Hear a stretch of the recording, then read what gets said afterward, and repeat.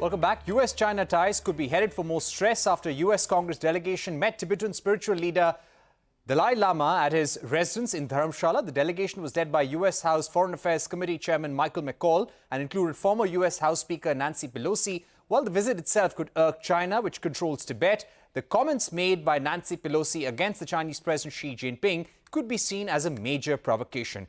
Pelosi, while addressing Tibetans in Dharamshala, said, and I quote, "His Holiness Dalai Lama, with his message of knowledge, tradition, compassion, purity of soul and love, will live a long time and his legacy will live forever. But you, the President of China, you'll be gone and nobody will give you credit for anything." End of quote. The delegate spoke strongly in support of Tibet's freedom from China. US Representative Congressman Gregory Meeks said, and I quote, "China can express unhappiness if it wants to. We are going to stand for what is right." Let me now go across to Professor Robert Barnett. Thank you very much, Professor, for joining us. Give us a sense of why this visit is important right now. India has just concluded its elections. You had a major congressional delegation visiting, meeting the Dalai Lama, sending out a message to Xi Jinping, and after that, also calling on the Prime Minister of India, Narendra Modi.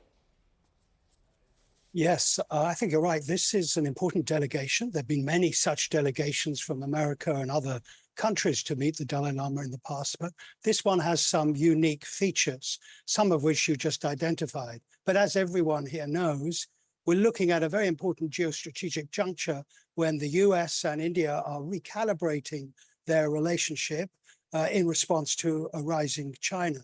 And so it is an important moment. But we're also looking at other significant junctures. We don't know what's going to happen in the US elections. This may be the last sign of a kind of democratic dominated administration in America presenting its agenda on Tibet. So I think what's happening here is that Congress, this delegation is congressional, it's not executive. The Congress is signaling to India that it wants the new emerging India-US relationship to include Tibet as a major element of its agenda.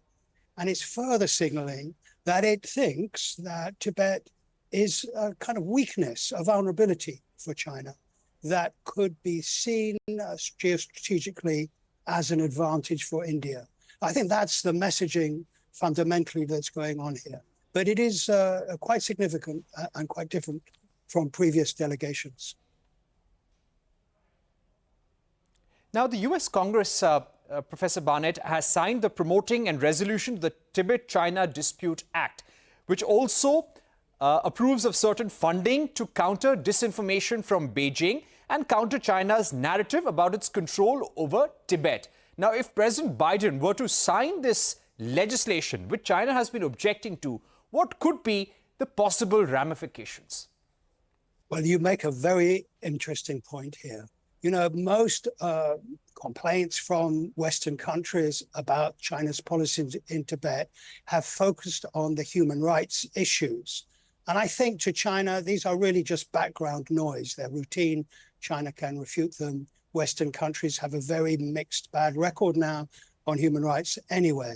But this bill, this congressional bill, that they call it the Tibet Resolve Act, really is moving away from human rights as its focus to history as its focus. The disinformation that it requires America to counter is China's claims about its historical sovereignty in Tibet. And that is very significant change because that's the core issue for China. It's not really concerned about criticism of its abuses in Tibet. It's concerned about any questions marks over its claim to ownership of Tibet. And the bill, the delegation, and basically all these things were all written by Tibetan exiles. The Americans are really just performing to the exiles' request. That bill makes very clear that China has claimed historical ownership of Tibet in many different ways at different times. It keeps changing its narrative on when Tibet became part of China. For many years, until 2015, it said Tibet became part of China in the 13th century. Now it says Tibet became part of China as a local government in the 7th century.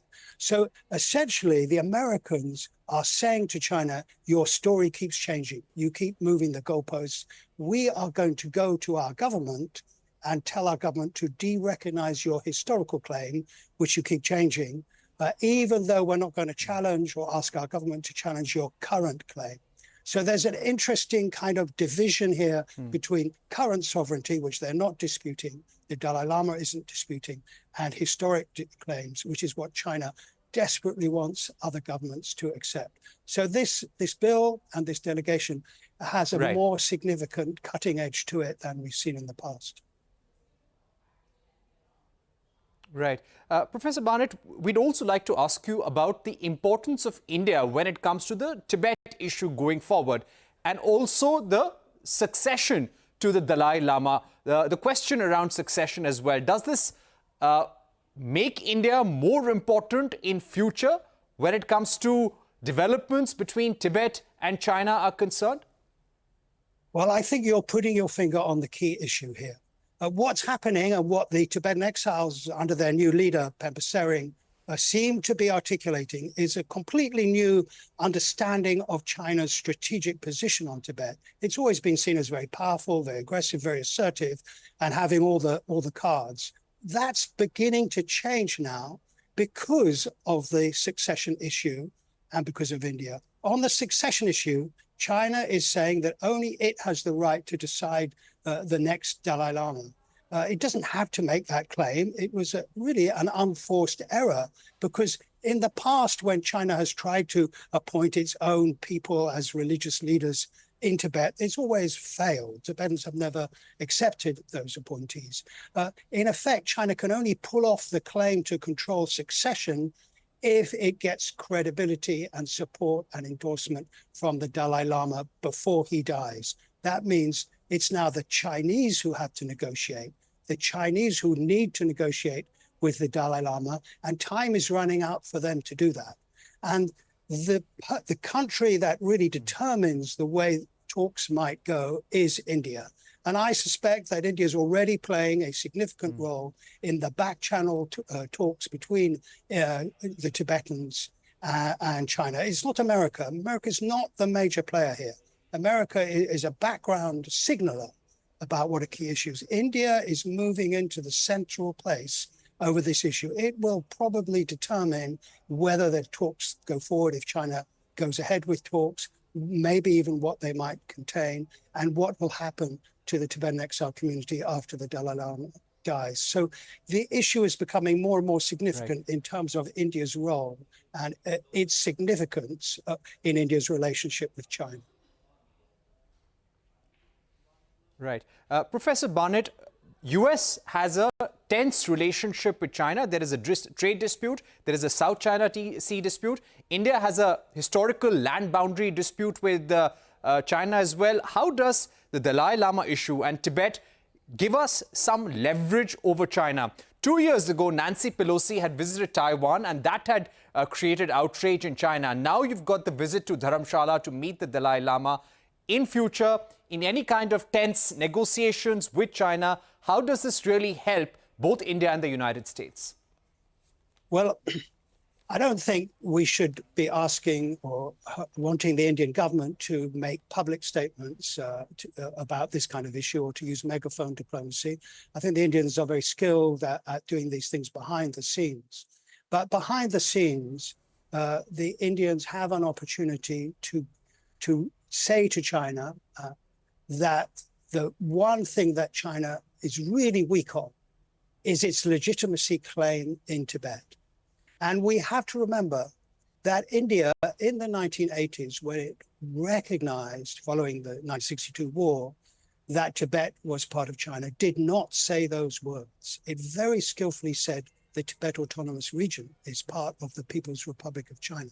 Much more sophisticated formulation than I think any other country has used, certainly much more sophisticated than the British used when they finally acknowledged China's claim to Tibet in 2008. So the Indians have only recognized China's contemporary sovereignty in Tibet post-1950. They have not recognized, not commented on the historic claim. And this delegation now is pointing to China's vulnerability over its historic claims. It hasn't got other countries to recognize that. And so India is in a position to say to China, all right, we have something that you very much want. We have many things that you very much want on the Tibet issue. These are crucial to your security. Tibet is 25% of your landmass. The Dalai Lama is a far more charismatic figure than any other leaders that have come out of China. We are able to broker with you a deal. Or Professor Barnett, we're running out of time, unfortunately. Right. Thank you very much for those great insights. You're an expert on Tibetan history and what's going to happen there in the next few years and decades. Thank you once again for joining us on the program. With that, we come to the end of Global Eye. Thank you for watching. Goodbye.